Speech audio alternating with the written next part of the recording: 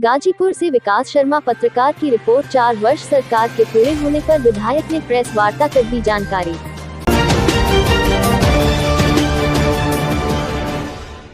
एनक गाजीपुर के जमानिया विधानसभा विधायक नेभी के अंतर्गत हुए विकास कार्य प्रदेश और केंद्र सरकार की नीतियों को गिनाते हुए एक बड़ी उपलब्धि करार दिया। मीडिया के मेरे से बात करते हुए कहा कि प्रदेश और केंद्र की सरकार ने बहुआयामी तौर पर सर्वांगीण विकास किया। गांव को मुख्य मार्ग से जोड़ने वाली सड़कों पर एवं कायाकल्प बदल गया। उन्होंने अपने कार्यालय में जमानिया विधानसभा अंतर्गत बनाई गई 1000 किलोमीटर से अधिक की सड़कें का अरबों रुपए की लागत से निर्माण कार्य पूरा कराया है। गंगा कटाने के लिए घाट का निर्माण, नियमित जलापूर्ति के लिए लिफ्ट कैनाल के लिए स्वतंत्र पंप कैनाल का नवीनीकरण में पंप कैनाल के लिए धन की स्वीकृति, किसान सम्मान निधि, किसान ऋण माफी सहित सामुदायिक स्वास्थ्य केंद्र पर डॉक्टरों की नियुक्ति, CHC पर OPD की शुरुआत, ऑक्सीजन प्लांट, निःशुल्क नेत्र का ऑपरेशन, वेलनेस केंद्र, सामुदायिक स्वास्थ्य केंद्र पर ICU का बेड उपलब्ध कराना सहित गन्ना किसानों की ऋण माफी, प्रधानमंत्री फसल बीमा योजना सहित जनहित में चलाई जा रही तमाम योजनाओं एवं उनकी उपलब्धियां को गिराया। बाइट भाजपा विधायक सुमिता सिंह। पैसा उतारने का काम हुआ था, उस पर जांच बैठी हुई है कर्मनाशा पैकेज पे। जब ये दूसरी सरकारों में हुआ है हम लोग जांच करा रहे हैं, लेकिन फिर भी हम काम करेंगे उस पर। आप लोग वादा करते हैं कि सारी चीजों पर संज्ञान लेके काम होगा। ये सरकार किसानों की है, गरीब गांव गरीब किसान की सरकार है, ये महिलाओं की सरकार है, ये पूरे प्रदेश को उत्तम प्रदेश बनाने की सरकार है, ये गुंडा राज खत्म करने की सरकार है, ये सबका साथ सबका विकास है, सबका विश्वास और सबका प्रयास।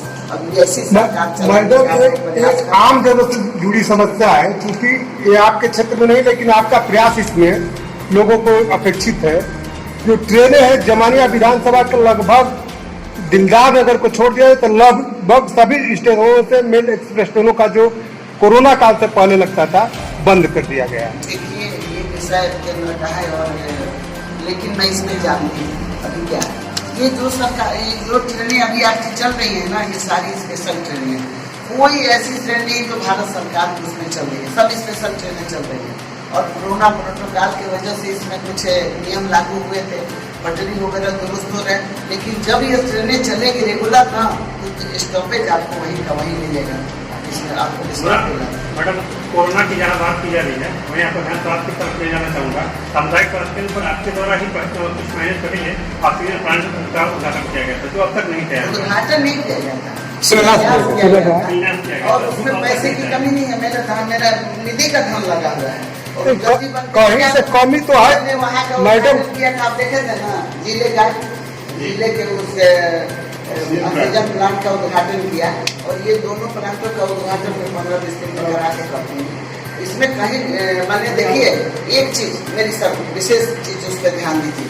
मेरी सरकार में कोई काम होगा गुणवत्ता के साथ और भ्रष्टाचार मुक्त काम होगा, और आप लोग भी उसमें निगरानी कर सकते हैं। सब देखिए, पहले ये तो समझना होगा कि मेरा पैसा और सरकार इस पैसे का कहाँ यूज कर रही है और कैसा कर रही है। हम एक नागरिक हैं, पहले तो सब लोग एक नागरिक हैं, मैं भी एक नागरिक हूँ, आप लोग हैं। तो गुणवत्ता पे आप लोग पूरा ध्यान दीजिए और मैं आपके साथ हूँ।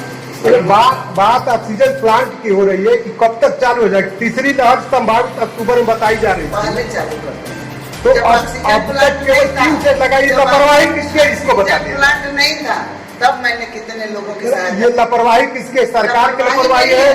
लापरवाही नहीं है। देखिए क्या है, उसके कुछ पार्ट्स नहीं कभी मिल रहे थे, कभी कुछ। इसके साथ ही बरवीन का ऑक्सीजन प्लांट चालू नहीं हुआ है। मैं भी उसका उद्घाटन करूँगी। हाँ, तो वहाँ पर सभी मशीनरी गिर चुकी है, लग रहा है। यहाँ भी वो थोड़ा सा ठेकेदार जो है वो काम गुणवत्ता के साथ नहीं कर रहा था, वो नीचे बना रहा था। तो मैं एक दिन गई थी, उसको रुकवाई, तो उसको उठाओ, पानी लग जाएगा। वो तो कंडीशन बन चुका है, इसीलिए थोड़ा सा रुका हुआ तो बन चुका है। उसके बाद जनरेटर भी आ चुके हैं, मशीनरी के बिना अभाव में रुका हुआ है। मशीनरी सब आ गई है। क्या हॉस्पिटल पर नहीं है? हॉस्पिटल पर पहुँच जाए जल्द। मैडम भदौरा बाजार में आज भी कई सैकड़ों घर ऐसे हैं जो जल के पानी पीते हैं, लेकिन 25 वर्षों से पुरानी पाइप के माध्यम से उनकी सफाई हो रही है, जो नालियों से गंदा पानी दे रहा है। देखिए सरकार की मंशा है कि एक उत्तम प्रदेश बनाए। इसमें एक सरकार की व्यवस्था है कि हर घर जल नल योजना एक व्यवस्था है ना हमारे देश में। ये बात चल रही है जल शक्ति विभाग की ओर से। तो ये एक सपना हम लोगों ने देखा है कि जैसे 100 घर की एक वो है, क्या बोलते हैं, मोहल्ला है, वहाँ उसका वायरिंग है। मैं उनको कह रही हूँ हाँ। कि एक सपना है और ये जल्द पूरा होगा। इसमें काम हो रहा है कि एक जैसे कि बगौरा तो वही का केवल सप्लाई है, लेकिन जब बोरिंग वही है, देखिए जब तक उसका जब तक 30 सालों से या नहीं 70 साल ध्वस्त कर दी गई थी। अब सपना एक स्वच्छ पानी हो, पढ़ाई शिक्षा हो, किसानों के लिए काम हो, जो क्रय केंद्र पे जिस तरह से किसानों का धन खरीदा जा रहा है, किसान सम्मान निधि दी जा रही है, तो सबको सम्मान दिलाने का काम कर रही है। और मुख्यमंत्री जिस तरह से काम कर रहे हैं, हम लोग गर्व से कहते हैं कि इस मुख्यमंत्री के सानिध्य में हमको काम करने का मौका मिला है, जो 24 घंटा काम करने का वादा रखते हैं और जो फैसले लेते हैं उस पर अमल करते हैं। तो ये हम लोगों का सौभाग्य है और इस पर हम लोग चले आगे। हम लोग उम्मीद उसी से रखा जाता है जो काम करता है। आप लोगों ने उम्मीद रखा जाए कि 17 में स्वच्छ पेयजल बिल्कुल उम्मीद रखिए कि स्वच्छ जल आपको प्रोवाइड करा दिया जाएगा। कि आप लोगों को अपनी योगी सरकार की 5-4.5 साल की उपलब्धियों को लेकर मैं उपस्थित हुई हूँ। इस तरह से योगी सरकार ने काम किए हैं, हमको प्रेस में बताने में भी हर्ष हो रहा है कि हमारी सरकार ने कितना काम किया है। सबसे पहले तो मैं गाजीपुर के होने के नाते जमनिया विधानसभा से हैं और मैं ये बताते हुए मेरे को हर्ष हो रहा है कि जिस तरह से हमारे गाजीपुर का नाम बदनाम था, जिस नाम से हम लोग जाने जाते थे, कहीं जाते थे तो हमारी कितनी बदनामी होती थी, इस गुंडा राज को समाप्त करने का काम हमारी योगी सरकार ने किया है। और जिस तरह से किया है ये पूरे देश में ही नहीं दुनिया में की डंके की चोट में सब जानते हैं कि योगी सरकार कैसे काम कर रही है। जिस तरह से बदहाली है यूपी में, ये बताने की जरूरत नहीं है। इस दाग को धुलने का काम हमारे योगी सरकार ने किया है। रोडों की जो जर्जर हालत थी, इससे सब लोग वाकिफ हैं और जमनिया विधानसभा तो खास करके इससे वाकिफ है कि हम लोग किस तरह से दंश को झेले हैं, कितनी मुसीबतें को झेल के हम लोग आज यहाँ तक पहुँचे हैं कि कुछ कहने की आस लेके और कुछ कहने के उससे आए हैं कि भाई हमने क्या किया है। पूर्वांचल एक्सप्रेसवे की बात करें, देखिए पूर्वांचल में कुछ नहीं था विकास के नाम पे, लेकिन आज पूर्वांचल एक्सप्रेसवे एक ऐसा हमारे यहाँ उपलब्धि है, कहते हुए हर्ष हो रहा है। मैं तो उस पर जब से पूर्वांचल एक्सप्रेसवे अभी उद्घाटन नहीं हुआ है, लेकिन जब भी मैं जाती हूँ हमको सरकार से मिला है कि आप उसका निरीक्षण करते हुए आइए, देखते हुए आइए कि पूर्वांचल में अभी क्या कमी रह गई।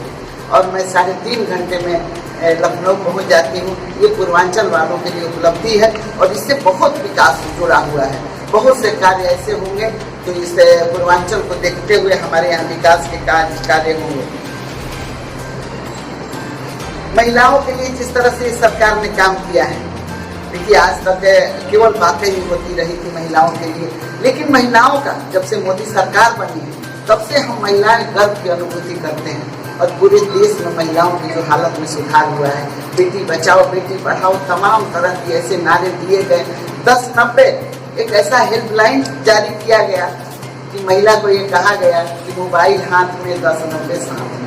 तो ये 1090 ऐसी सुरक्षा व्यवस्था है कि आजकल महिलाएं बाहर निकलती हैं, कामकाजी महिलाएं हैं, काम करती हैं और इससे उस अपने को सुरक्षित महसूस करती हैं। जैसे ही 1090 पे डायल करिए, पुलिस आपकी आके रक्षा सुरक्षा में खड़ी हो जाती है। ये नारा दिया गया है तो ये नारा को सार्थक भी किया है सरकार ने। 1076 मुख्यमंत्री हेल्पलाइन 112, आपात व्यवस्था के लिए 183 नंबर जारी किए गए और जारी ही नहीं किए गए हैं, इस पे काम भी हो रहा है। और सरकार जिस तरह से इस पे संज्ञान लेके पुलिस प्रशासन कानून व्यवस्था काम कर रहा है, ये सबके संज्ञान में है। और आप लोगों से मैं उम्मीद करूंगी कि इस बातों को उजागर करिए कि ताकि सब लोग इससे लाभान्वित। कोविड में जिस तरह से काम हुआ है यह किसी से छुपा नहीं है, इसको मैं खास करूँगी। जिस तरह से जो भी सरकार ने आगे बढ़ के काम किया है तो पूरे देश में विदेशों में भी चर्चा है। मुख्यमंत्री जी ने जिस तरह से हमारे श्रमिकों के लिए, श्रमिक जो हमारे बाहर फंसे हुए थे, किस तरह का दंश झेल रहे थे, मीडिया और टीवी पे दिखाया जा रहा था, ये आपसे छुपा नहीं, लेकिन किसी ने सबने हाथ खड़े कर दिए और योगी जी ने उनको लाने का और उनको सुरक्षित घर तक राशन के साथ पहुँचाने का काम किया है। ये बहुत बड़ा काम किया है। और इसी तरह कोरोना काल में ये मुफ्त अन्न योजना जो चल रहा है, ये मुफ्त अन्न योजना उन श्रमिकों से पूछिए जिसके घर में बाहर से लोग आ गए हैं, कामकाज बाधित हुआ है, जैसे बाहर जाके काम करने में अव्यवस्थित है हमारे श्रमिक, उनको कैसा महसूस होता होगा कि उनके घर में मुफ्त अन्न पहुंच रहा है, मोदी जी का अलग और योगी जी का अलग। तो ये बहुत बड़ी उपलब्धि है। इतने बड़े देश में इस तरह से काम करना इस सरकार की उपलब्धि ही हो सकती है। 700 करोड़ से अधिक की धनराशि का सड़क हमारे यहाँ बना है। जिस तरह से हम लोगों के क्षेत्र में ये बताते हुए मेरे को हर्ष हो रहा है कि 1000 किलोमीटर से ऊपर सड़कें यहाँ बनी हैं। आप जिधर से जाते होंगे वो पता होगा कि कहाँ कहाँ सड़कें बनी हैं। आप लोगों को बताने की जरूरत नहीं, लेकिन मैं बताना चाहूँगी कि किस तरह से सड़कों पे काम हुआ है। हमारे यहाँ क्या था, जिस तरह देखो बदहाली था। अभी मैं अपने क्षेत्र की बात कर रही हूँ, तो बदहाली था। ये कभी मुख्यमंत्री जी के घोषणा में हमको विद्यालय मिला है, आपको पता ही होगा। उस विद्यालय में रंजीत उपाध्याय जी ने जमीन दान दिया था। उस दान दी हुई जमीन के निर्माण कार्य शुरू है और नवंबर तक वो तैयार भी हो जाएगा। आगे उसका उद्घाटन मुख्यमंत्री जी करेंगे जब हमारे क्षेत्र में आएंगे। टीबी रोड को कहना जरूरी है। टीबी रोड में क्या क्या चीज़ें हुई हैं, पूरे प्रदेश में चर्चा हुई है। और एक चीज़ तो इसका फेमस है कि एक बोर्ड लगा हुआ था कि उस पर लिखा था कि कष्ट के लिए खेद है। तो उस कष्ट के लिए खेद है को मिटाने का काम हमारी सरकार ने किया। अब ये कब से चल रहा था मेरे को नहीं पता, लेकिन जब बाहर के लोग आते थे तो कहते थे कि ये कष्ट कब निवारण होगा, लेकिन ये कष्ट का निवारण हुआ। आज इस टीबी रोड पे जहाँ देखिए दुकानें बनी हैं, शोरूम बने हुए हैं। क्यों बने हुए हैं? क्योंकि टीबी रोड अपने अनुरूप जो कार्य कर रहा था कि धूल और मिट्टी से लोगों को टीबी होने का वो हो गया था। और हमारी सरकार की उपलब्धियों में योगी जी ने जो काम किए हैं और हमारी मोदी जी ने जो काम किए हैं वो बहुत प्रतीक्षित कार्य हुए हैं। कितने सालों के प्रतीक्षा के बाद जो कार्य हुए हैं। धारा 370 एक ऐसा मुद्दा था कि पूरे देश में इसकी हमेशा चर्चा हुआ करती थी, लेकिन उसमें हाथ डालने का काम किसी ने नहीं किया। लेकिन मोदी सरकार ने जिस तरह से धारा 370 हटा के कश्मीर को एक आज़ादी, कश्मीर को एक तरह की आज़ादी दी, क्योंकि 2 विधान और 2 झंडा और 2 संविधान का जो चल रहा था वो समाप्त हुआ। आज वहाँ पे जिस तरह से हमारे मनोज सिन्हा जी जाकर वहाँ पे काम कर रहे हैं, ये सबको पता है कि पूर्वांचल के ही एक लाल वहाँ जाके कार्य कर रहे हैं और बहुत अच्छे कार्य हो रहे हैं। और देखिए तो राम मंदिर, क्योंकि राम मंदिर का भी बात करना जरूरी है। राम मंदिर 500 साल से प्रतीक्षा करके कितने लोगों ने शहादत दी थी, लेकिन राम मंदिर नहीं बना। ये सुप्रीम कोर्ट का निर्णय था, राम मंदिर पे निर्णय आया, लेकिन इस सरकार में आया और सरकार में जैसे ही ये निर्णय आया इसको सर माथे पे लेके और काम जिस तरह से शुरू हुआ है वहाँ सम्मान दिलाने का हमारे राम को किया गया है, वो भी आप लोगों से छुपा नहीं। कुंभ हम लोगों ने देखा। हम लोग जब छोटे बच्चे थे तो कुंभ का मतलब क्या था? भीड़ भाड़ और गंदगी, यही हम लोगों के मन में था और कभी हम लोग कुंभ में नहीं गए। लेकिन योगी जी ने जिस तरह का कुंभ करा के पूरे देश में, विदेश और दुनिया के लोग आके देखे, संदेश दिया था। जिस तरह से कुंभ में करोड़ों लोग आए थे और मैं खुद उस कुंभ में गई थी और मौनी अमावस्या के दिन गई थी और देख के मेरे को बहुत ही प्रसन्नता हुई कि हमारी सरकार ने जिस तरह की व्यवस्था की है। तो हर क्षेत्र में काम हुए हैं और इसे 4.5 साल की उपलब्धियों को देख के पूरे दुनिया ने अब मेरे तरफ देखना शुरू किया है। महाशक्ति के रूप में हमारा देश उभरा है और प्रदेश जिस तरह से आगे बढ़ रहा है तो एक उत्तम प्रदेश बनने की ओर अग्रसर ही नहीं, उत्तम प्रदेश बन गया है, बनने की कगार पे है। तो आप लोग उसका स्वागत करिए और मैं आगे आपसे कहना चाहूँगी कि अगर आप कुछ और जानना चाहते हैं तो मैं आपको बताती हूँ।